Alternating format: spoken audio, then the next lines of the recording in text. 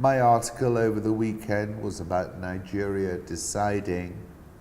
I quoted Ramaphosa quoting Okri, "We dream of a new politics that will renew the world under their weary, suspicious gaze. There's always a new way, a better way that's not been tried before." Biggest poll in Africa. Postponement is actually typical. Okri likes the literary genre of magic realism. Nigerian politics has spun some surreal narratives of its own. Sani Abacha, Umari Yar'Adua kept alive in an ambulance in the grounds of State House. I said change is inevitable, but not just yet. Nigeria has the fourth highest yields among emerging markets on local currency government bonds. And Nigeria's Naira bonds have returned 6% this year and the second best performing local debt in EM for the month of February. 21st of January, I was writing, "What is clear to me is that Zimbabwe is at a tipping point."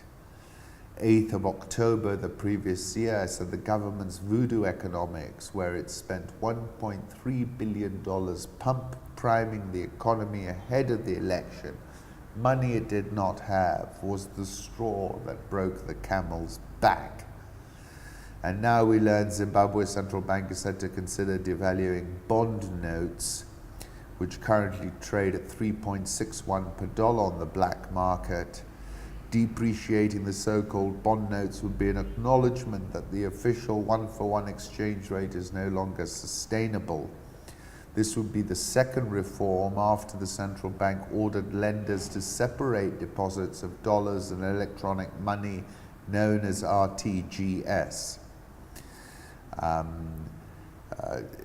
And essentially I called it a mind game that ZANU-PF had played on its citizens, and I said at the end of January it's evaporated, this mind game, in a puff of smoke, and this is evidence of it.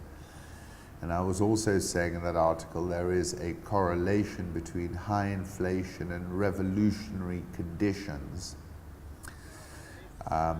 And then I came across this: history repeats itself. The threats given by President Mnangagwa a few days ago were also given by Mugabe in April 1983 during the first days of the Gukurahundi.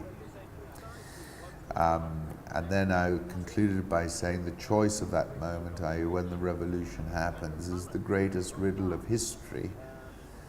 And you know that if the crowd disperses, goes home, does not reassemble, that the revolution is over. It's clearly not.